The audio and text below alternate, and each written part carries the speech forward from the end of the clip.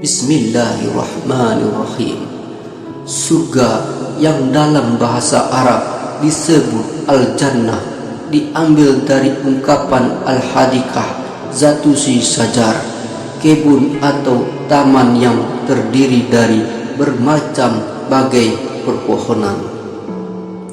Ini untuk menggambarkan pada benak orang Arab ketika itu bahwa ada suatu tempat yang sangat indah dan diliputi berbagai macam kenikmatan luar biasa. Kontras sekali dengan wilayah Jazirah Arab yang kering kerontang dari hamparan padang pasir. Keistimewaan surga dan kenikmatan yang ada di dalamnya digambarkan Allah SWT dalam hadis qudsi yang diriwayatkan dari Abu Hurairah radhiyallahu anhu, "Aku Allah telah menyediakan untuk hamba-hambaku yang saleh suatu balasan surga yang belum pernah terlihat oleh mata, belum pernah terdengar oleh telinga, dan belum pernah terlintas di dalam hati." Riwayat Bukhari. Setelah Rasulullah SAW menggambarkan surga, beliau Rasulullah SAW kemudian membaca ayat Al-Quran yang berbunyi, "Fala ta'lamu nafsum ma ufilahum min qurrati ayun jazaan bima kanu ya'malun." Yang artinya seorang pun tidak mengetahui apa yang disembunyikan untuk mereka, yaitu bermacam-macam nikmat yang menyebabkan pandangan mata sebagai balasan terhadap apa yang telah mereka kerjakan. Surat Al-Sajdah ayat 17. Kenikmatan yang diberikan Allah SWT di dalam surga bersifat kekal, tidak pernah habis, dan banyaknya tak terhitung. Dari semua kenikmatan tersebut, nikmat yang paling tinggi yang akan dirasakan penghuni surga ialah menyaksikan Allah SWT seperti diterangkan dalam firman-Nya, "Wujuh yawma idzin nasirah ila rabbiha nadhirah," yang artinya wajah-wajah orang mukmin pada hari itu berseri-seri memandang Tuhannya.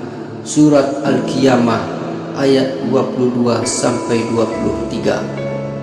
Luas surga digambarkan seluas langit dan bumi seperti diterangkan dalam Al-Quran, yang artinya bersegeralah kamu mencari ampunan dari Tuhanmu dan mendapatkan surga yang luasnya seluas langit dan bumi yang disediakan bagi orang-orang yang bertakwa. Surat Ali Imran ayat 133.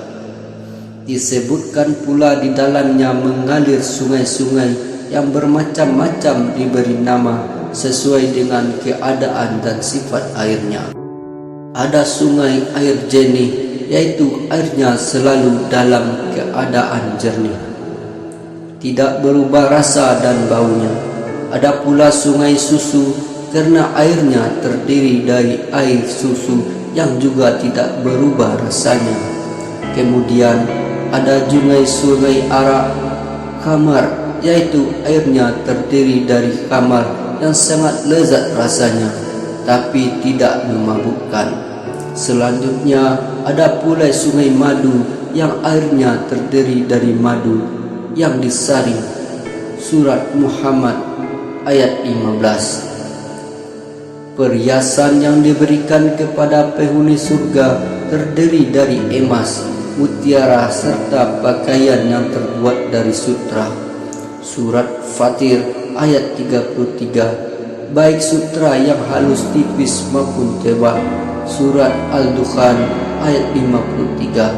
Sedangkan makanan dan minuman mereka terdiri atas berbagai macam jenis, terserah apa saja yang mereka inginkan, semuanya tersedia.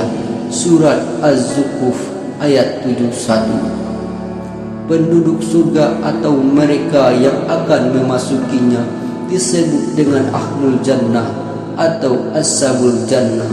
Penghuni surga benar-benar dimanjakan. Piring-piring dan gelas-gelas mereka saja semua terbuat dari emas.